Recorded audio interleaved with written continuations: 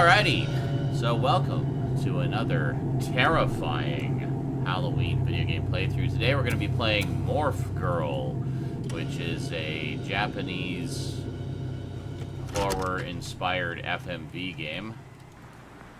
Are we able to get this full screen?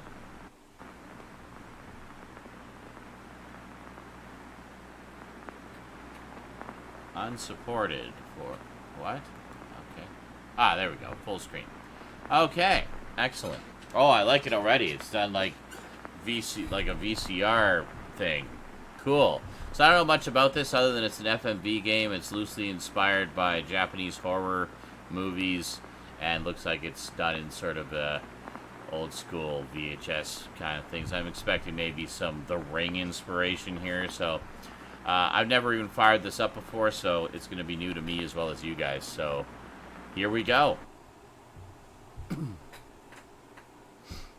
Morph Girl does not autosave. Okay. Good to know. Oh, when visible, use the cog wheel to save, load, or quit the game. Okay, so that's down in the corner there. Alright. Remember to save frequently and prior to important events or decisions. Load these save files should you wish to revisit them. Okay. No autosave, so definitely going old school here.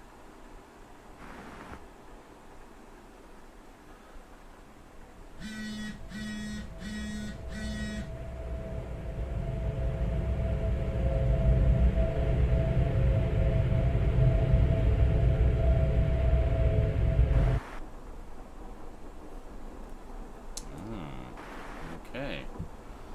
Monday. Monday. My name is Alana Pierce. On Friday, it will have been a year since the death of my wife, Rebecca. Since then, my life has been one of tedium and monotonous routine. I work an underpaid office job at a failing insurance company. I don't have any friends, and I rarely leave the house. And in just a few days, everything is going to change.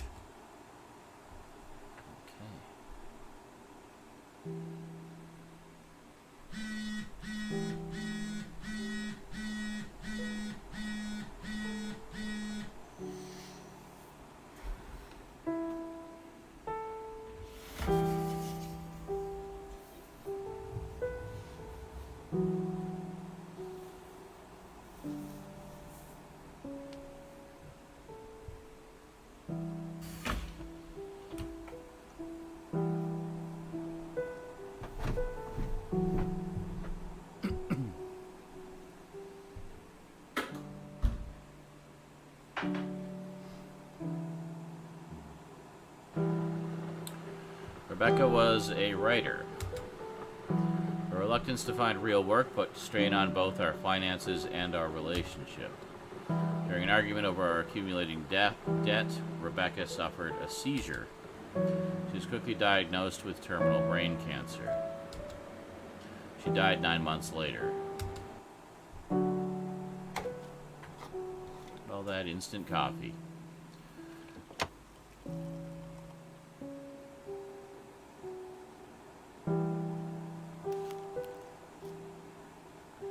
Every day I watch her favorite movies, read her journals, and her short stories. What started out as a means to move on quickly became a routine that I couldn't escape. There's little to my life outside of what I have left of Rebecca.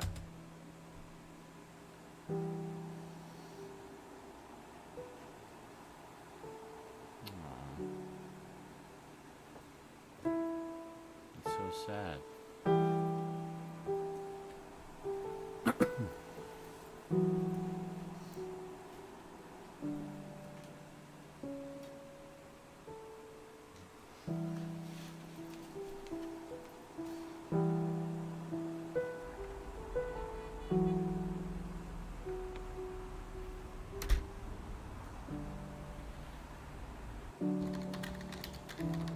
I very quickly began to underperform at work. My boss was very understanding, but As the company started to lose money, co-workers began to resent me for the work I could not do. I was quickly relegated to my own office. Co-workers make hateful comments and drop hints about my supposed job security whenever I talk to them. I try not to talk to anybody.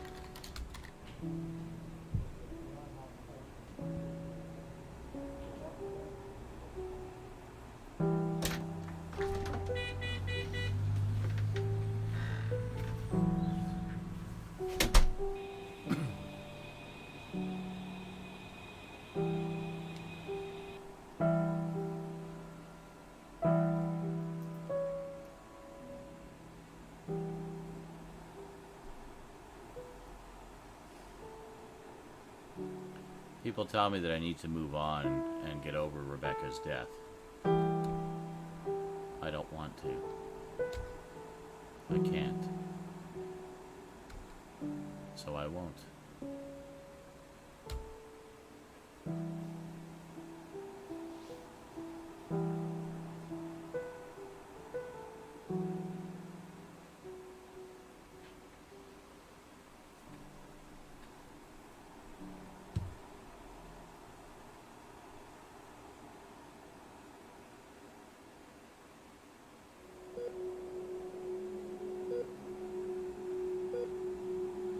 It's been 5 months since Rebecca was diagnosed. Breathing is becoming difficult for her. Movement is an almost Herculean task now. While the doctors say that we still have options, Rebecca is beginning to refuse further treatment. She wants to travel.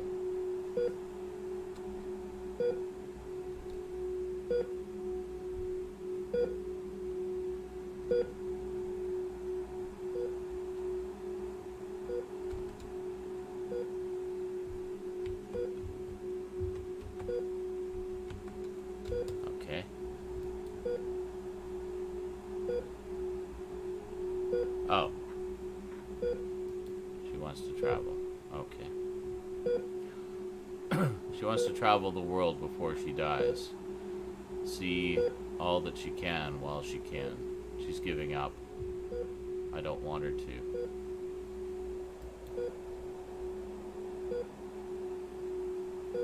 She's tired. Too tired for optimism, too tired for treatment. She's tired of living.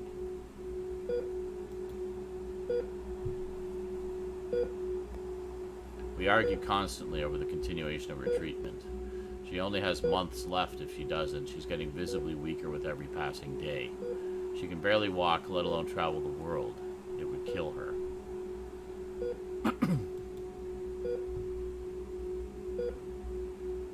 Rebecca knows all this. She doesn't want to be miserable anymore. She wants the both of us to spend the rest of her life in some exotic country, to elope from her treatment with money we do not have, with time she doesn't have.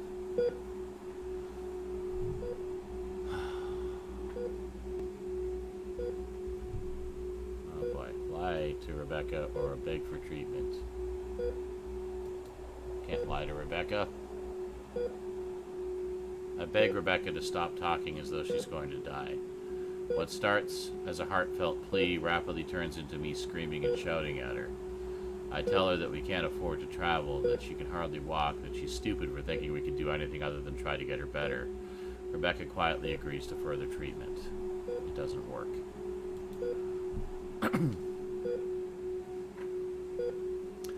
Rebecca only continues to worsen, and we are soon out of options. Rebecca can no longer walk or breathe by herself. She often cries, frequently wishing that we could be on a beach somewhere in the Caribbean. I feel guilty.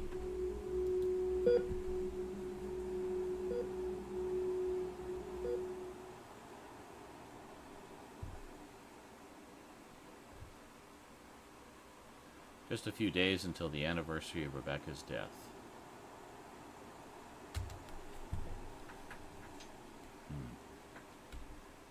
I'm not ready for it.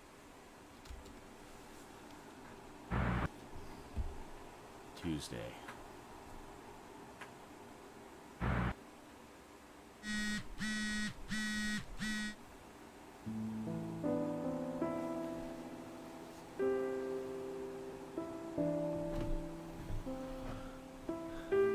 Every day goes by the same as the last.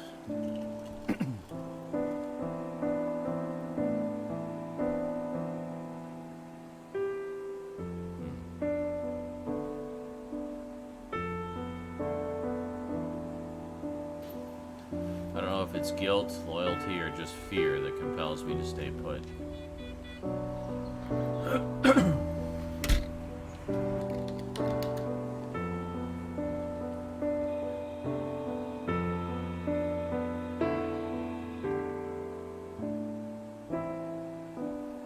How can I have happiness when I denied her the same?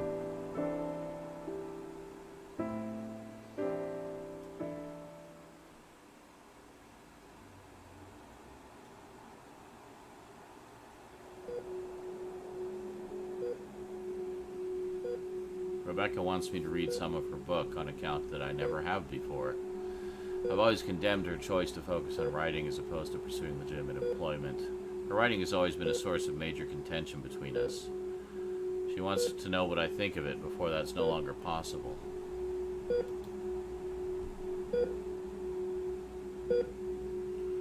I don't know what to say. She's desperate for me to read it, despite prior altercations. This makes me feel angry and a little bit guilty. Despite everything, she insists that her writing career is important to her. The very pursuit that has jeopardized our home, our financial security, and our marriage for years. I don't want to encourage her, but it's her passion. Well, definitely tell her that you will.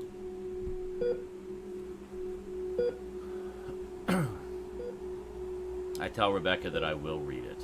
It's a collection of short horror stories. I finished them all in just a few days. They're good. Really good. Rebecca's university grades are relatively poor, but she was always highly regarded for her fiction writing. She's really talented. I feel guilty.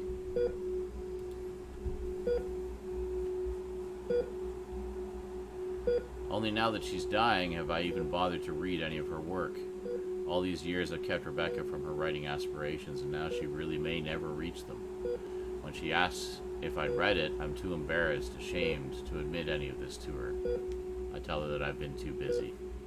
She never asks again.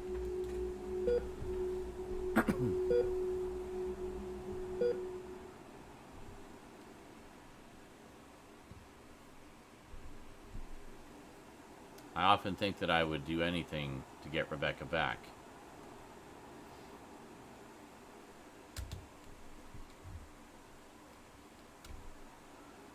Would I? Wednesday.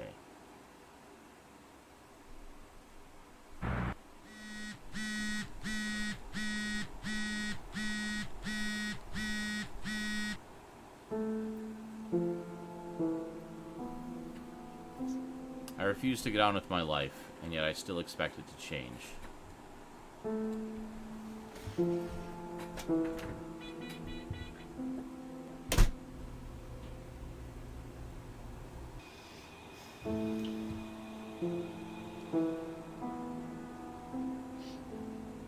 It's almost as though I were waiting for something.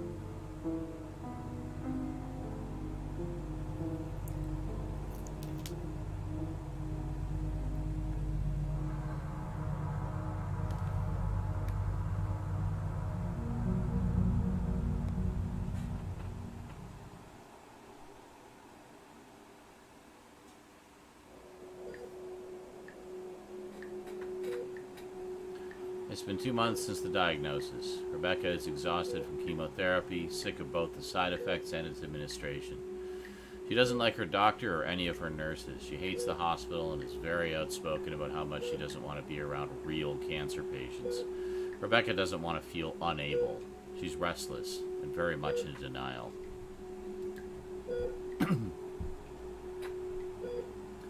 It's Friday night. Rebecca wants to go out with her friends. I tell her that I don't think it's a good idea for her to be exerting herself so soon after therapy. I need this, she says.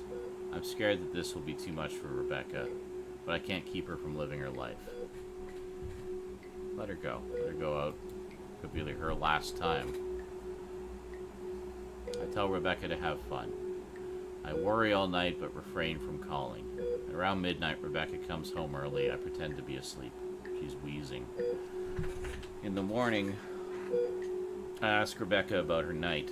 She says it was a little too much for her, but she's glad that she went. Thank you.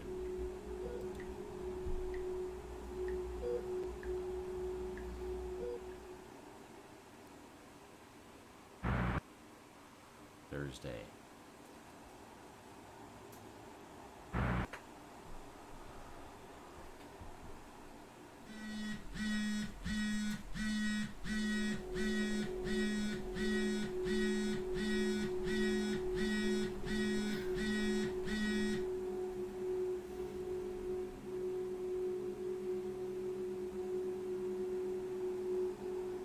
Having that as my alarm would drive me crazy.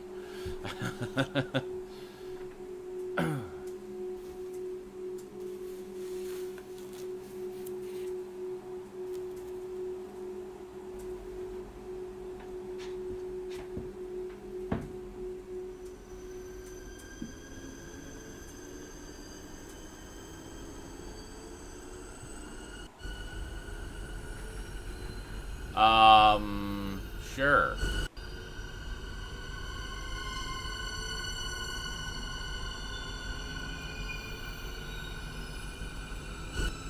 Okay.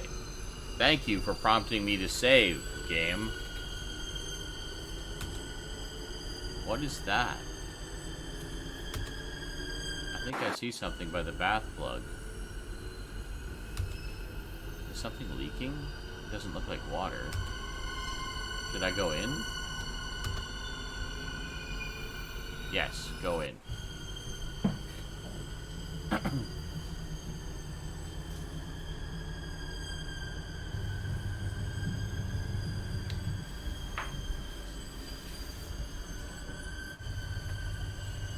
It's very thick in consistency, almost as though it's oozing out of the plumbing as opposed to dripping or leaking. It looks black. Or maybe red? I don't know. I don't know what it could be. But it seems to be coming out of the shower head.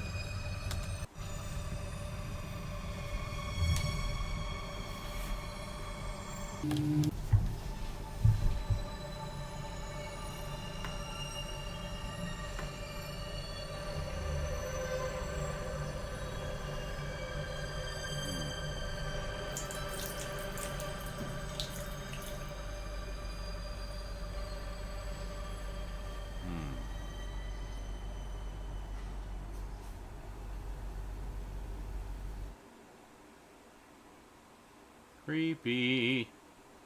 I don't know what was in the bath, but whatever it is, I need to forget about it. I can't be thinking about this right now. Not this week. I have some time before I leave for work. I can collect myself in the living room. I can pretend that everything is all right.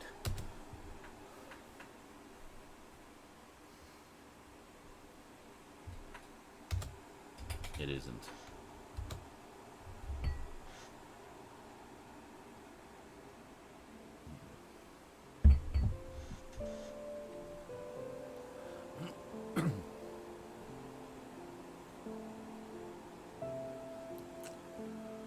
Oh.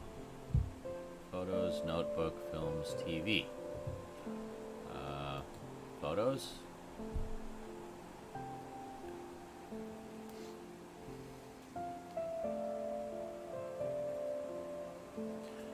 Photos of me and Rebecca on the day we moved in.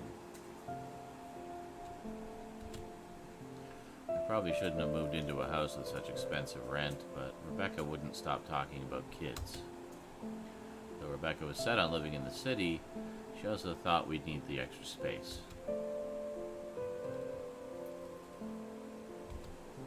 I think we would have been good parents.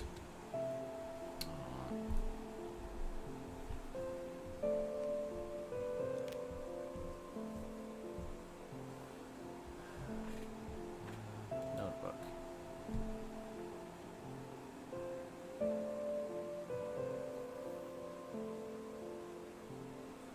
It's one of the notebooks that Rebecca used to write her stories in. Oh, we can actually read a story. Come with us, page 1. Typical. That's the best way Jane could have described the night. The moon was out, lighting the room in a dull, familiar glow. The air was still, peaceful. It was the perfect conditions for sleeping.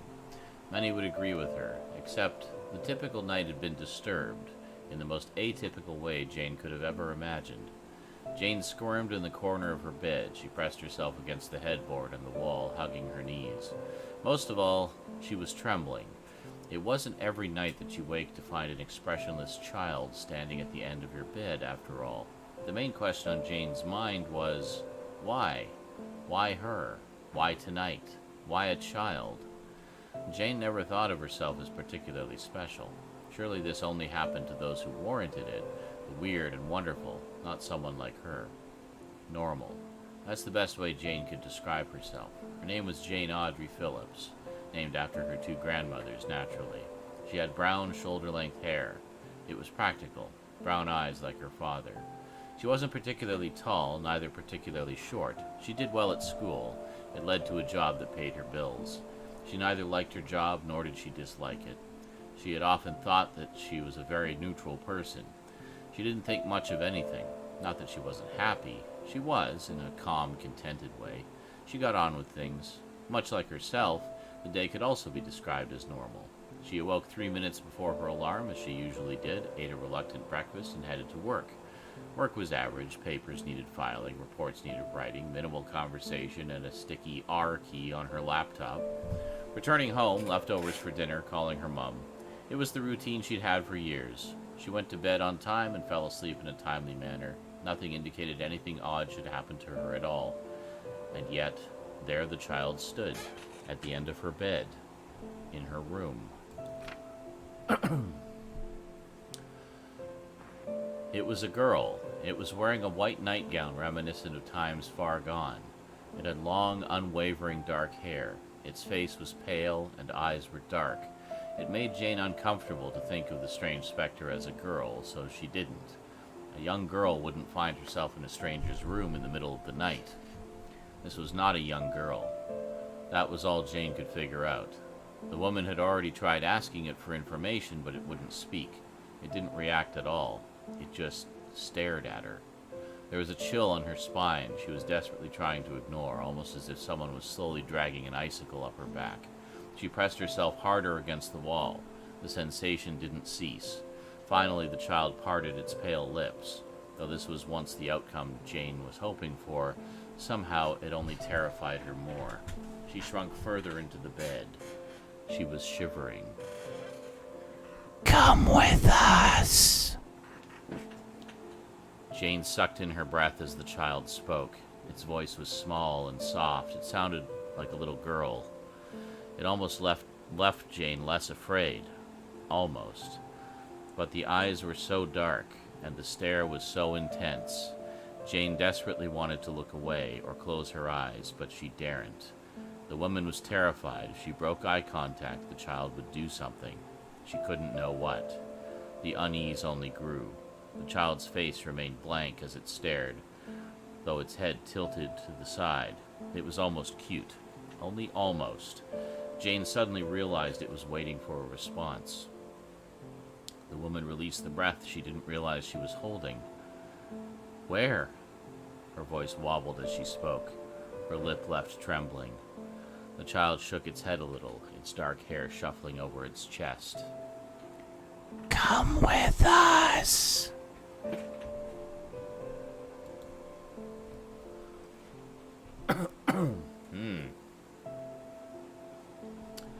Creepy. What kind of films? Got a nice little DVD collection there. It's Rebecca's collection of horror movies. Well, some of them. Okay. TV. Let me die. Let me die. I know which one that is. Yeah, The Brain That Wouldn't Die. I used to like this one. The film is about a mad scientist who manages to keep a woman's severed head alive for several days. The woman begs for him to let her die.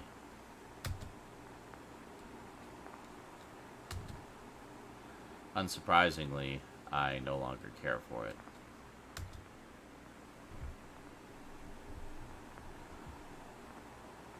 Bets they have the entire movie here. The movie's actually in the public domain. There is a restored version of it that I think is out. Is it Criterion? Or no, it's not Criterion. There is a restored version of it out from one of the indie labels. And that's obviously copyrighted because it's their restoration. But the actual movie itself has been public domain for a while. You can see it in full, I guess, in this game, or on archive.org. I think it's on YouTube as well. So it's supposed to be very good. I've actually never seen it. Okay, well, we checked out everything there. So let's save. All right.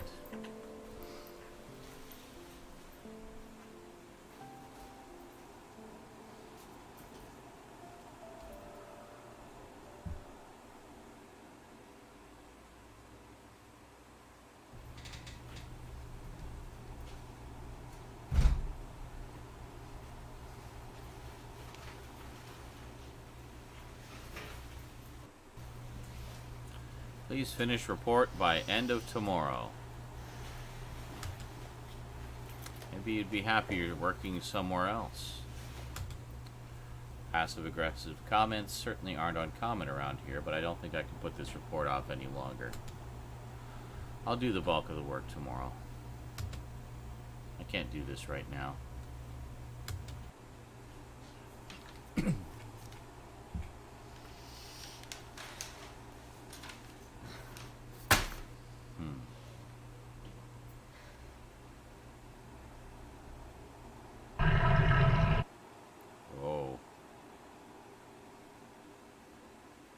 I used to take comfort in working here after Rebecca's death. I could pretend that she was at home waiting for me, just like before. A small part of me really believed that she would be.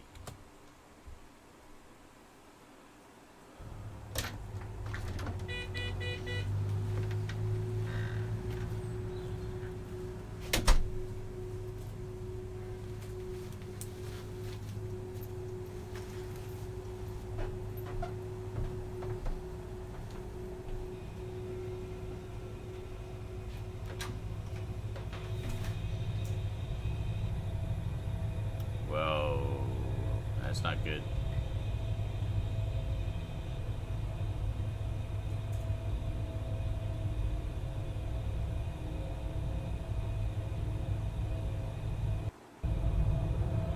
Whatever was leaking has now completely filled the bath.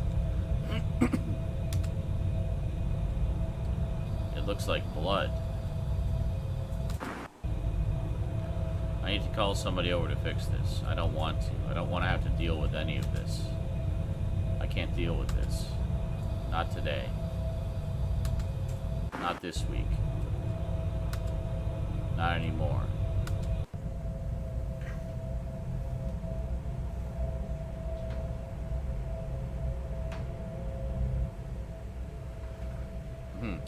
I like how, it doesn't autosave, but it prompts you to save when important things are about to happen. Call or do not call.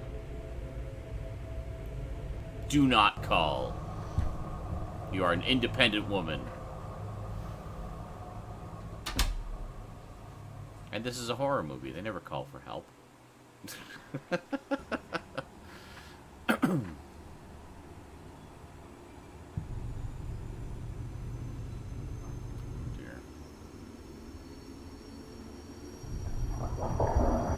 Uh-oh. Uh-oh.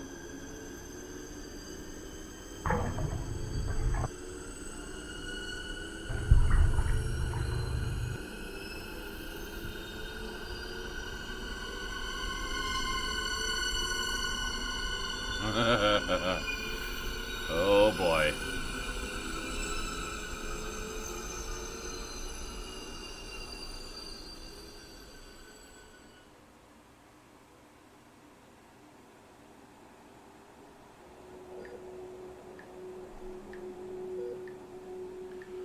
Rebecca always insisted on living in the city. It's expensive. We can only afford a small house. It's overpriced, ugly, and the landlord is a bitch. Were we to live anywhere else, this place would be a fraction of the rent I pay for it. I can get us somewhere bigger. Maybe then we could afford what Rebecca needs for recovery. I want to move. Making sure that Rebecca gets better as fast as possible is more important to me. But Rebecca insists that we stay. She says that the city is our home. That she doesn't want to leave our memories behind. It's a terrible place. We could save money. Rebecca insists that, yeah.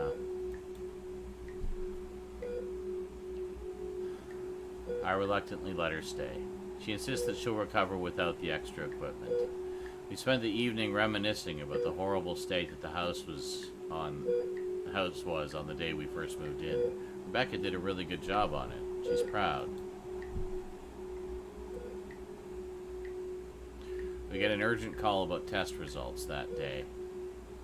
Rebecca plays our wedding music in the car as we drive to the hospital. She sings along very loudly. She's trying to be positive. She's trying to make me smile. It's not good news.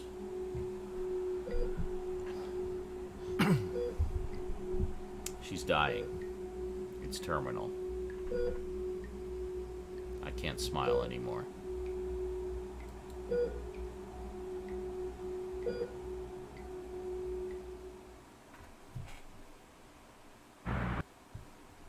Friday.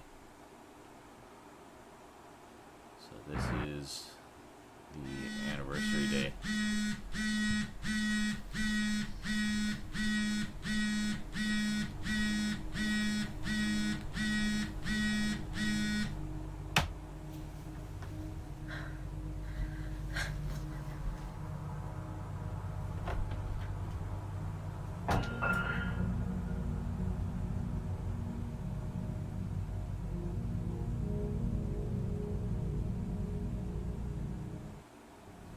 Oh dear. Okay, we'll save here. I think I heard something break in the kitchen. Is somebody in there? I don't have time for any of this. I'm already late for work, and if I don't finish my report today, I could lose my job. Honestly, I'd rather be burgled. Should I go in?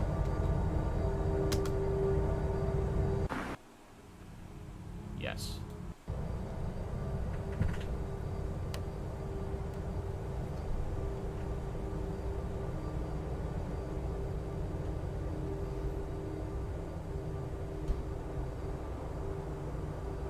There's nothing here. I was sure that I heard something break in here, but nothing seems to be out of place.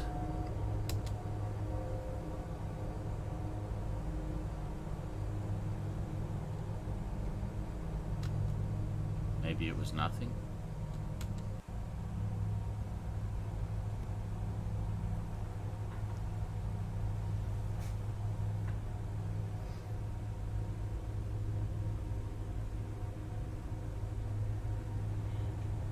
Oh, there's a note. Me and Rebecca used to write notes like this for each other. She used to leave them so that I would see them before I left for work. Is this some kind of joke? This isn't funny. Only someone who knows enough about me and Rebecca could do something so personal. Even the handwriting looks like Rebecca's.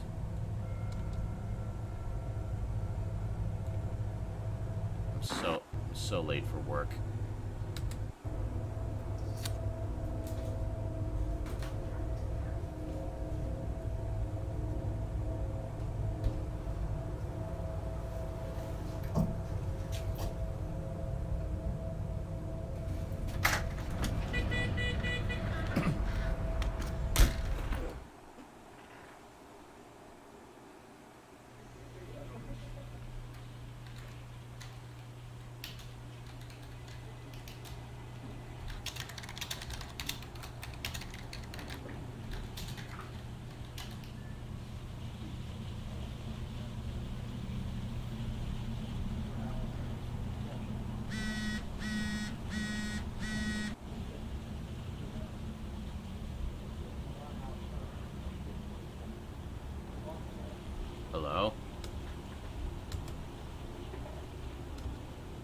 Nothing. Nobody seems to be there. I guess I'll hang up.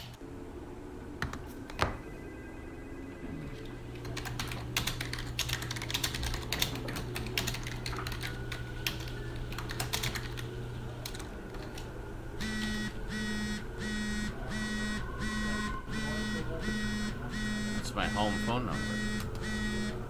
Is somebody really inside my house? Are they really calling me from my own home? Surely this has to be some kind of joke.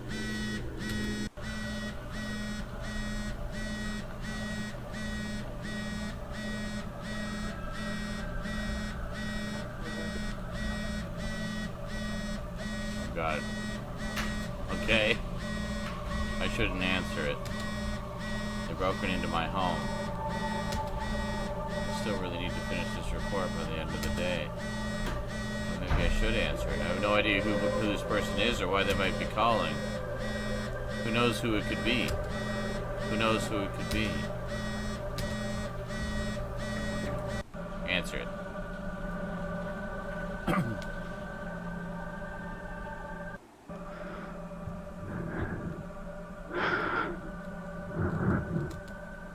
Heavy breathing. Strained, raspy, and painful breathing from what sounds like a woman. It's absolutely horrifying. It sounds so painfully familiar. So reminiscent of Rebecca's breathing over the last couple months of her life. Just as the cancer had begun to spread to her lungs. Who could be doing this? Why are they doing this?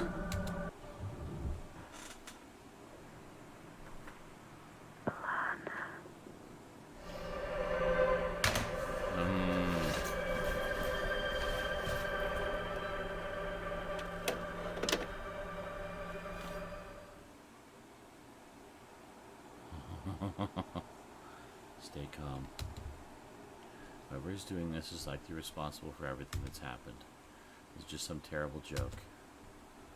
I'll just call the police, change the locks, and forget that any of this ever happened. Everything will be fine. Normal.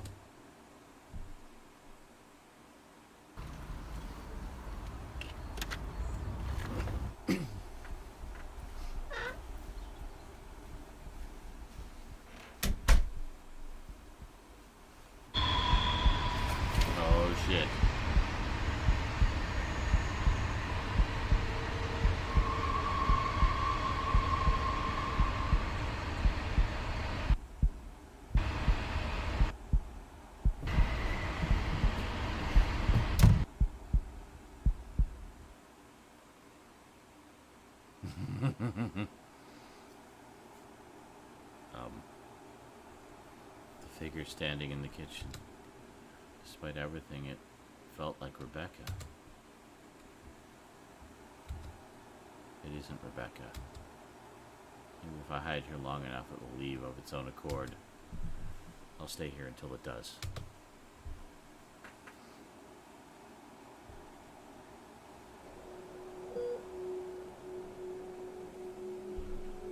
Rebecca has been hospital ridden for a week now. She's on life support.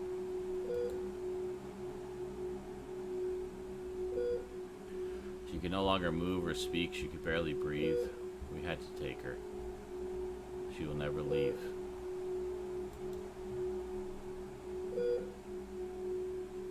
The doctors say that she has only days left. She's going to die.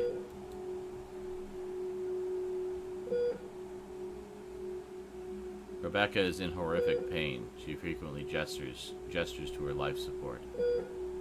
I know what she wants.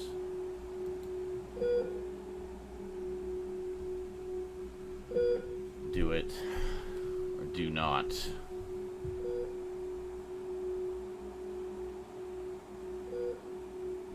I can't.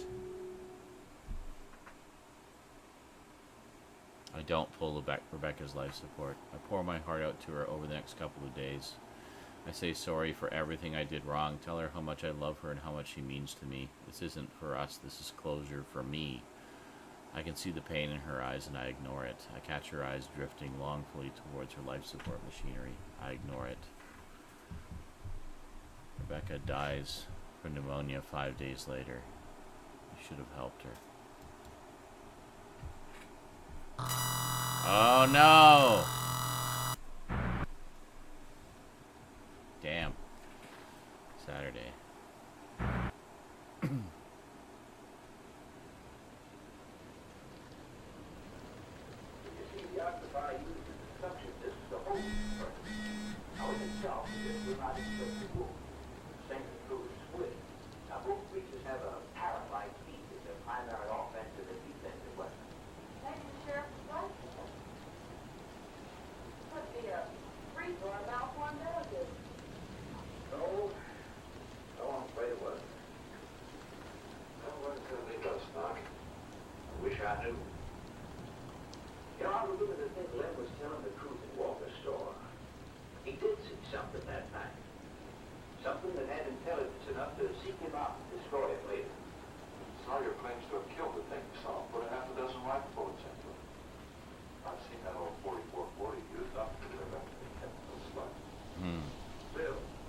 Bills.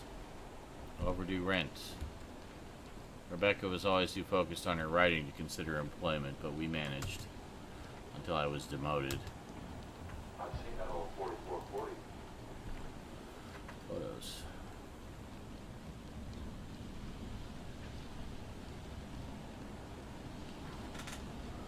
It's a photograph of me and Rebecca at a party just a few days after we'd met. I was a loner at university. I spent a lot of nights at the student bar alone, hoping that I wouldn't be. One night I wasn't. I met Rebecca. She very quickly introduced me to her circle of friends and invited me to a party later that week. We kissed for the first time that night. I've seen that old 4440. It's one of Rebecca's old notebooks. She used to write her short stories in these.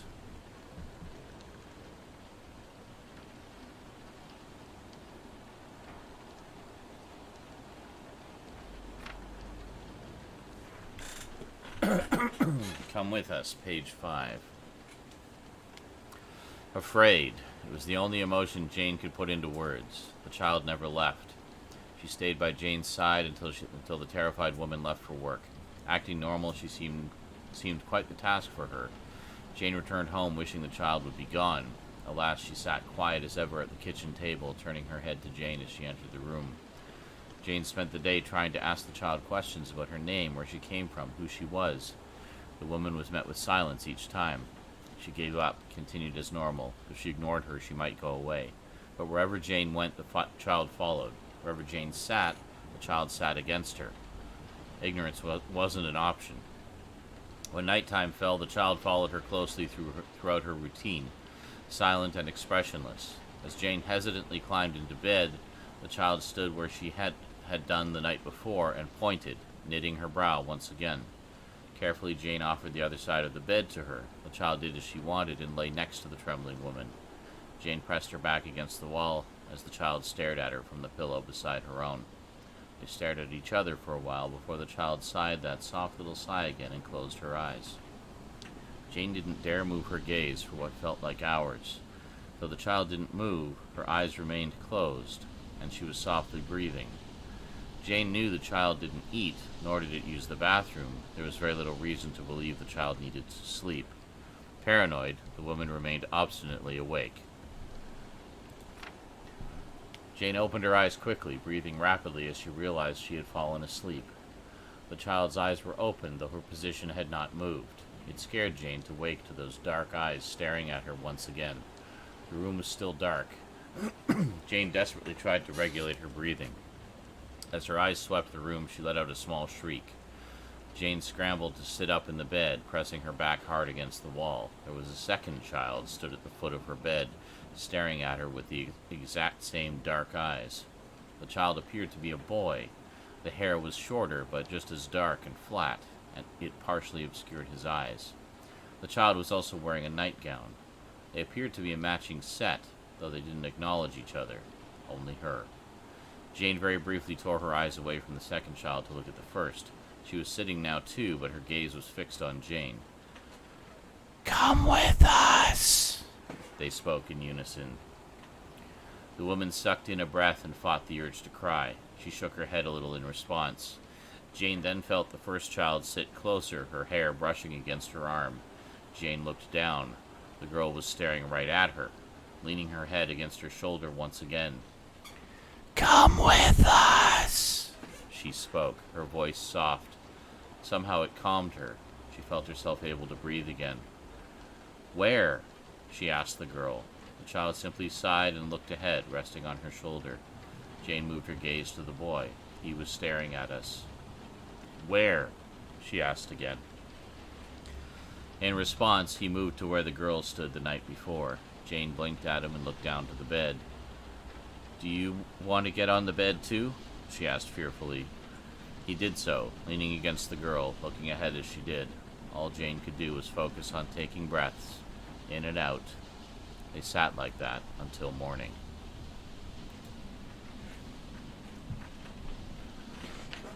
I've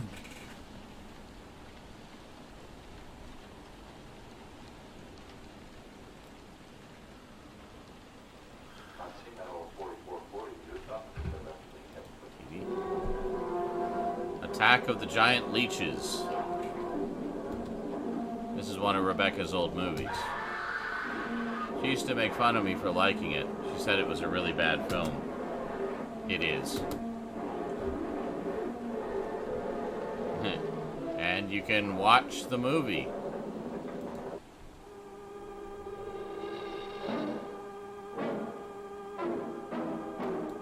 You can literally watch the entire movie. Awesome. Table. Yeah, they had The Brain That Wouldn't Die earlier as well. And you could also watch that entire movie.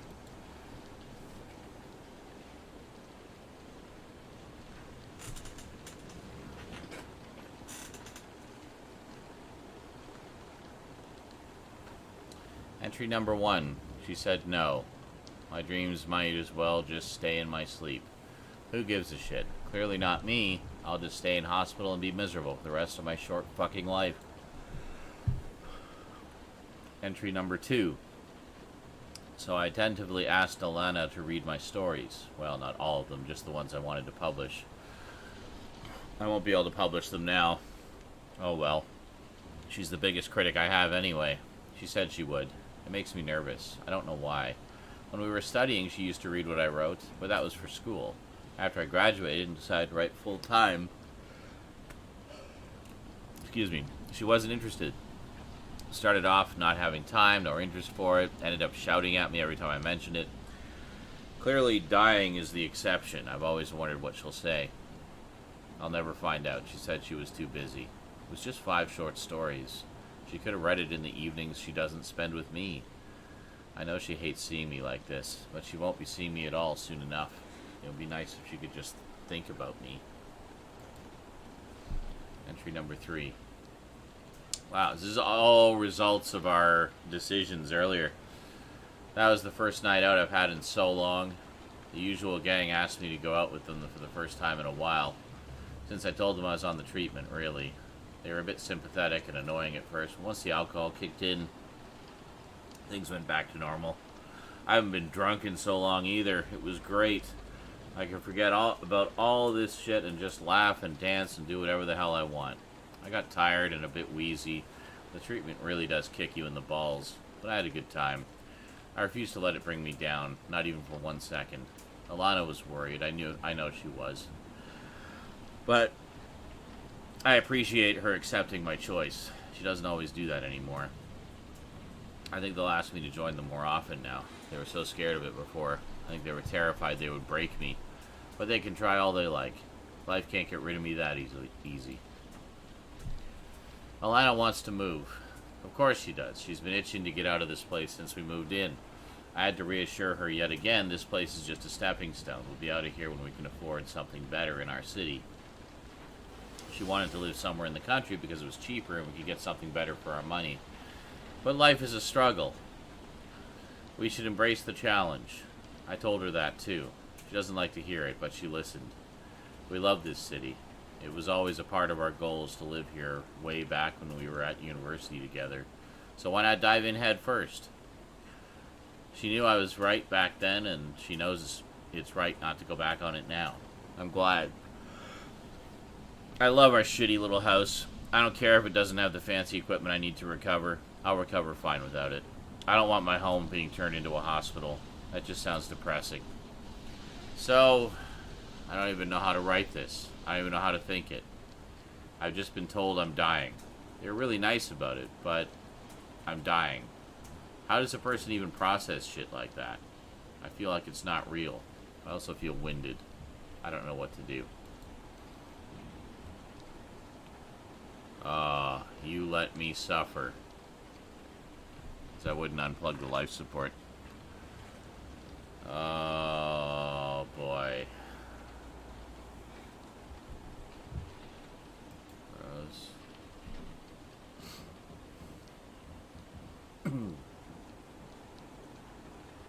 A preserved rose.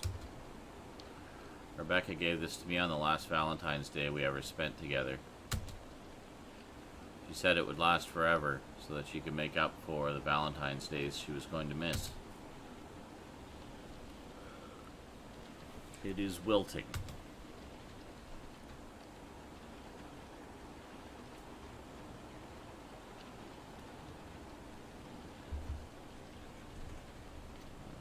Drink it.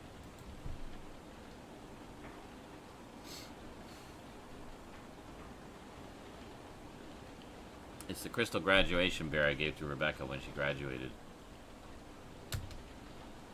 Where she'd encouraged me to become more confident and outgoing, I'd pushed and tutored Rebecca to finish university. I was so proud of her that day. And so very grateful.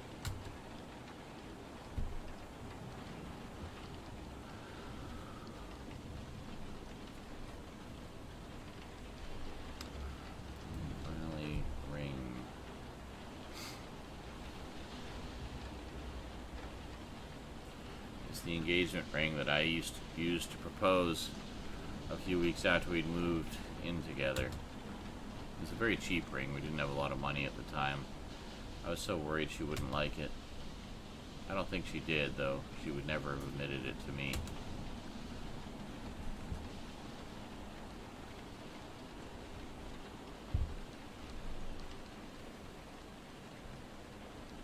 Should probably save here.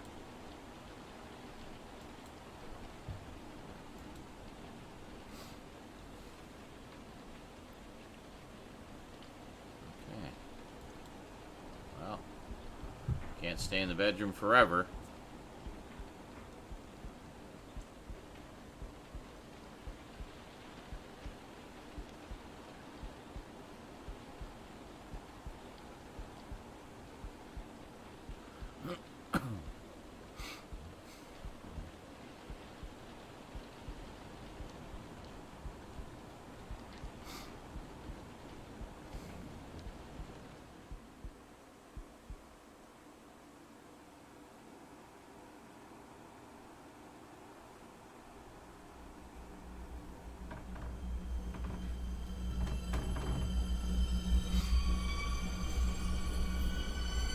It's waiting for me. Okay, we'll save here. Oh boy.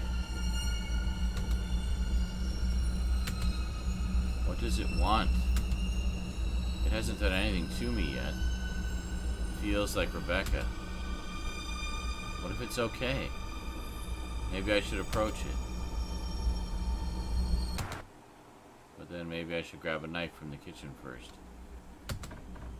Just to be safe.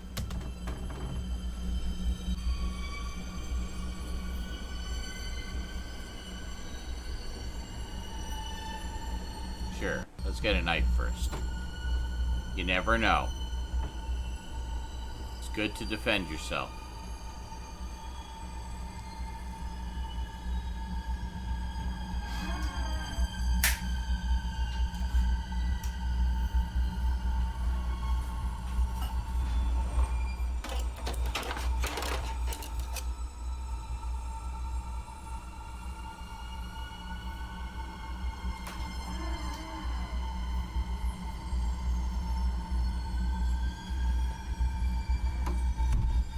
Well, don't walk in like a psycho.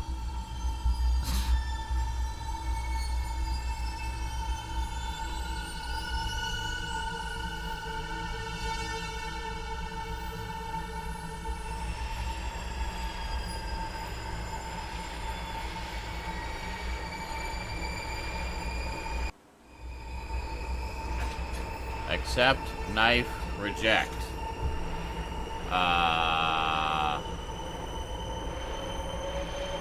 Accept.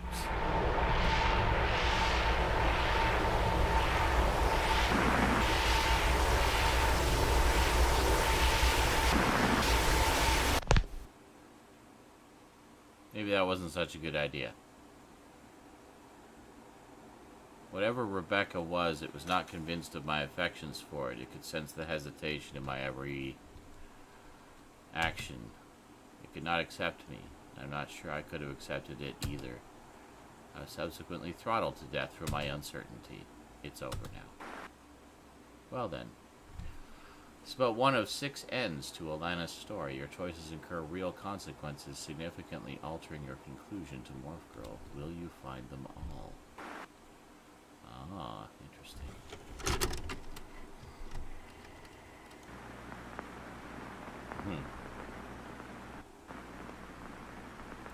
Load. It's waiting for me.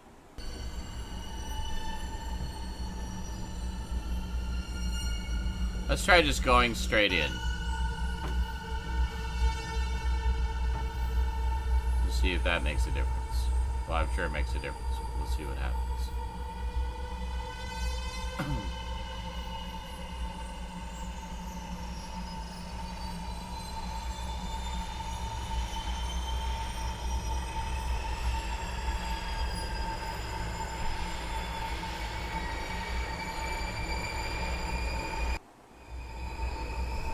This time, we will accept. Now, we didn't hesitate because we didn't go to the kitchen first, so... accept. Oh.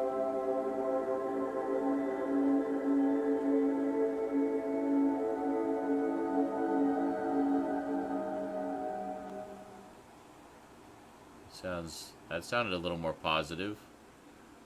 It wasn't Rebecca. Oh, great. But aside from some inconsistencies in both memory and personality, its actions were almost identical to hers. And that was real enough for me. Ah.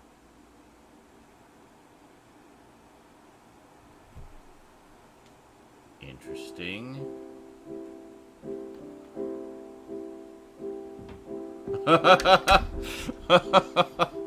Okay.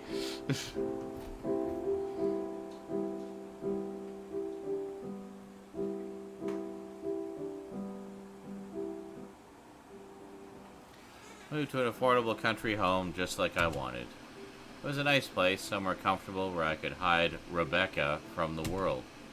It barely spoke and it never felt human to me. But I would go on to pretend that things were just as they were prior to Rebecca's death for almost 11 months.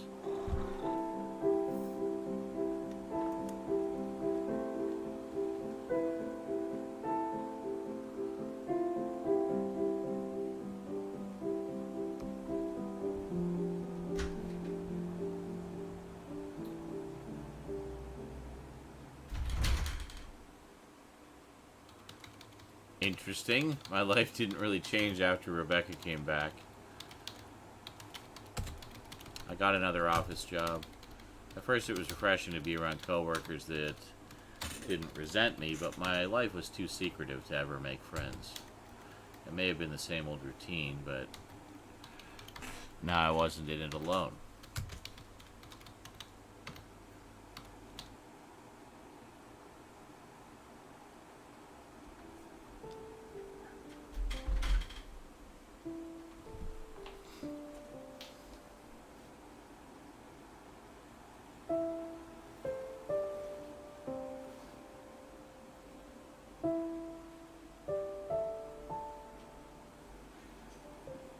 Ghost girl doing the dishes.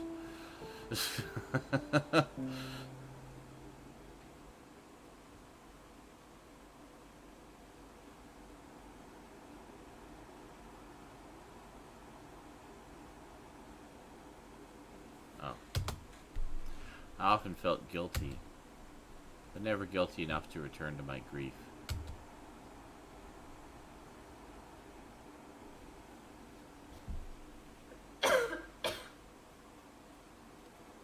Oh.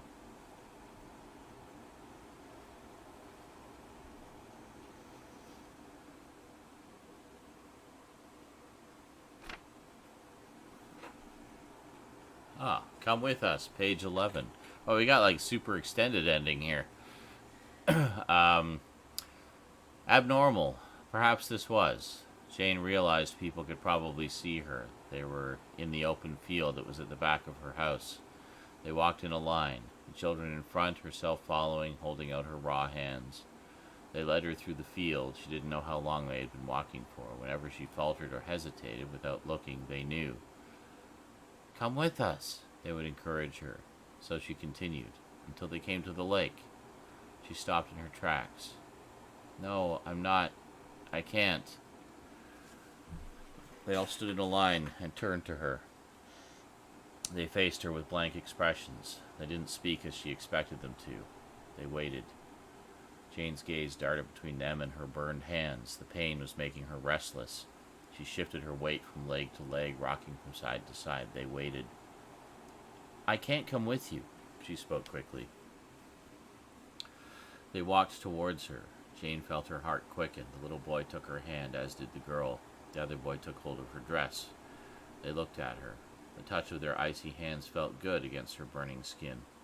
The three of them blinked at her expectantly, though they didn't speak. She took one step forwards. They all stepped with her. She inhaled and took another step. Slowly, they made their way to the edge of the water. In there, she spoke softly. Jane could feel herself shaking again. Come with us, they responded, stepping ahead of her into the water. Jane trailed her fingers along the surface of the water just as the children disappeared from view. She smiled. She followed. It was shallow at first. She stepped down a little deeper. The water was soft and soothing on her burning skin. It was cool, but not uncomfortable. It felt nice. Jane found herself welcoming it. Atypical.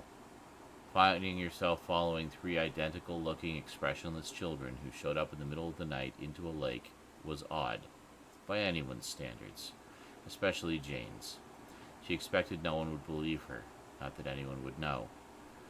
Jane had lived her life by the book, following all the rules. Such abnormality happening to the most normal person she knew, herself. Jane trailed her fingers along the surface of the water just as the children disappeared from view. She smiled.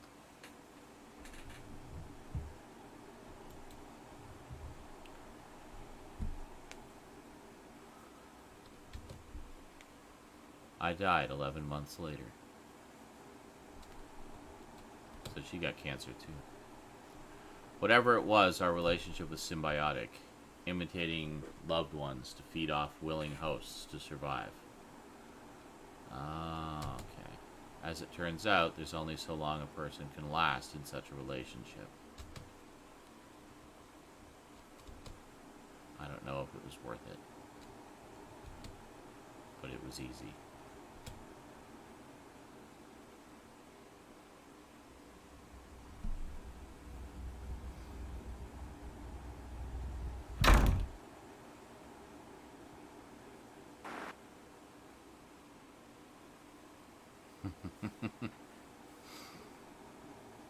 Interesting. Well, let's do one more. See if we can get one more ending. We'll do... Actually, there's two more. There's Reject and Knife. So we'll do those two. We'll get at least a couple more of the endings here. Let's give that a try. Well, let's go in, but then we'll reject. We'll see what happens.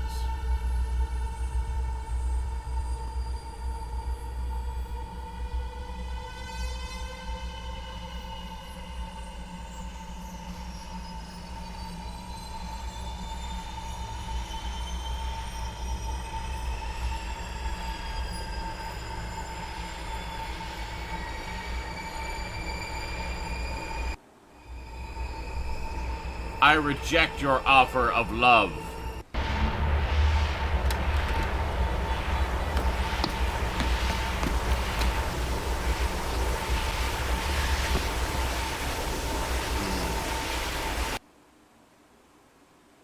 ran away from the thing that claimed to be Rebecca.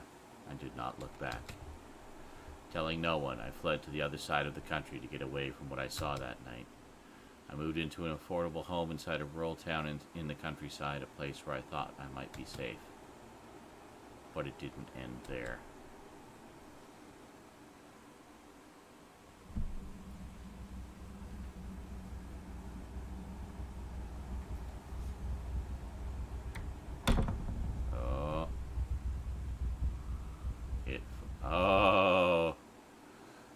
It followed her.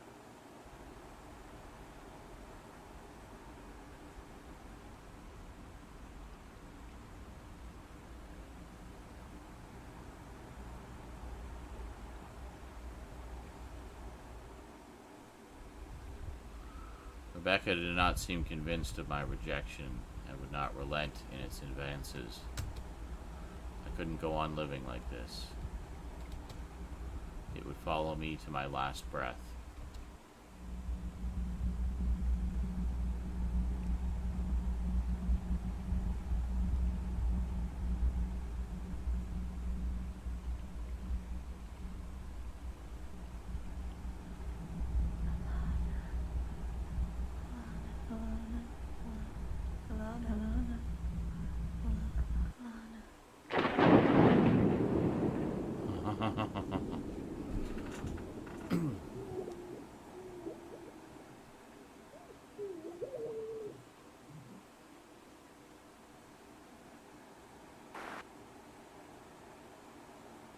Damn. That was quite different. Well, there's only one more we can do. Get the knife.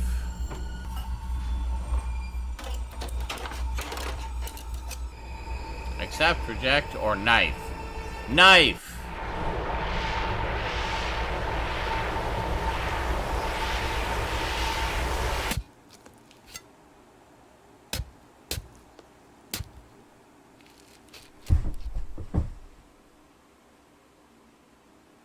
And that was the end of that.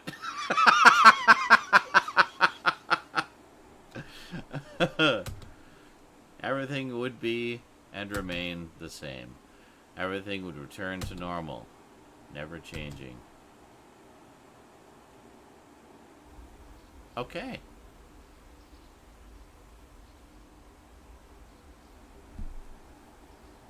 Oh, that's the actual shot that we've been seeing in the endings there. Is of her burying Rebecca. Interesting.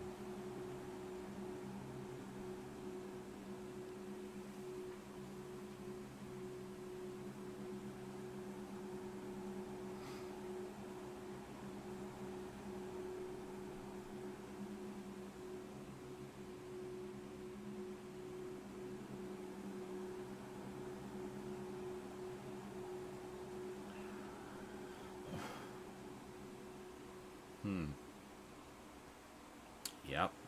Things are basically the same. Oh. We got some different pages of Come With Us. Contented. Jane didn't realize she had forgotten about work until midday. She had spent the day sitting around the dining table with the children. She had prepared them all cereal and had sat untouched in front of them. Jane found herself too exhausted to eat much herself. Clearly none of them had an appetite. She asked them questions, all 5 of them individually. She knew they looked the same, but it didn't mean they wanted to be treated the same. She identified her first little girl as the most confident. She had pointed and shown distress and resistance. Her first boy was attentive. He very occasionally would do something that his siblings would not. The twin girls were affectionate. They often stood close to one another, their skin touching, though one was always the first to move closer when they briefly separated. The smallest boy was sweet. The way he looked up at her melted her heart a little. She smiled at them all in silence. She suddenly didn't care for work. They would only send her home. Jane found herself reluctant to leave the house at all. Finally, she stood and began collecting away the dishes. "You can go sit in there now," she spoke lightly. They filed out of the room after her and gathered in the entrance to the living room. watching and waiting for her. She disappeared from their sight, and she noted that they stayed in the room as she had told them to. Jane allowed herself to smile a little. She never thought she'd become content. There was still fear, but it no longer gripped her. She was free. Jane returned to her children. They were gathered by the fireplace. She had lit the fire when they had first descended the stairs together. It warmed the room nicely, but they were standing too close. Their eyes were immediately on her as she entered the room, following her. Okay. Come away from the fire. She beckoned them over. They did as she said. You don't want to burn yourself.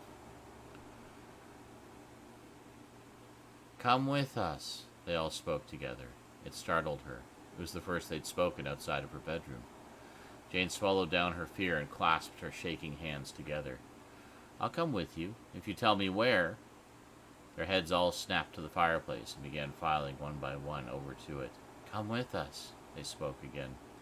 Jane parted her lips to warn them of the fire once more, but was met with horror as the twin girls both climbed into the flames. Come with us, the duo spoke at her, returning their gazes as they crouched in the burning heat. No! Jane screamed at them. She pulled the remaining three of them away from the fire. They looked at her with bland faces.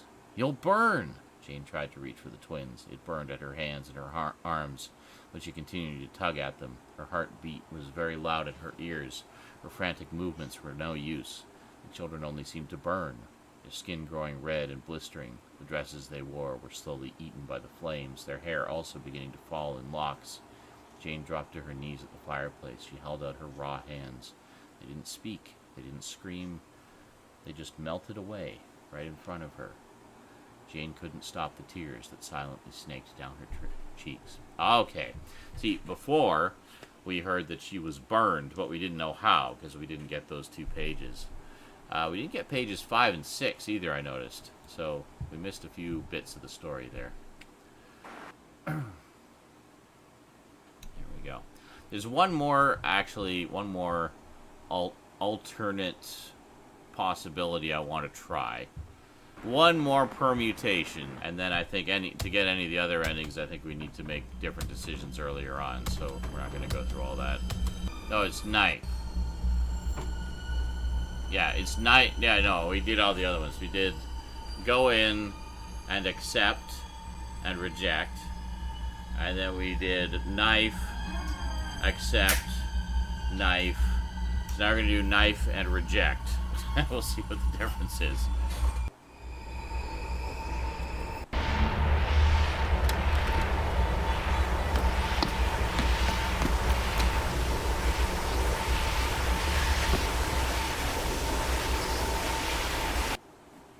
It's just going to be the same. Ran away from the thing that claimed to be Rebecca and didn't look back. Okay, so it looks like the reject ending is the same either way. And that is it. Well, that was actually pretty good. That was a good little indie FMV game. Short, sweet. I liked it. You know, it was just an emotional, serious story about grief and loss, and how the appearance of the supernatural entity tied into that. Good stuff. Yeah, so I guess to get the other 2 endings, you have to make other decisions earlier. There weren't like a ton of decisions to make, honestly. It was mostly to do with the flashback sequences of when Rebecca was in the hospital, and then that, of course, affected what she says in her journal. And I would assume also in some ways shapes the behavior of the ghost girl as well, and how she reacts to you. So, yeah, so we got 4 of the 6 endings. Not bad for a first ever playthrough. Alrighty, well that is it for Morph Girl. Hope you enjoyed. Just a nice little one-off to help kick off the Halloween festivities. Hope you liked it. And we'll see you next time for whatever the next one is. Lots of Halloween games coming up. We have only barely just begun. So stay tuned. Alright, see you next time.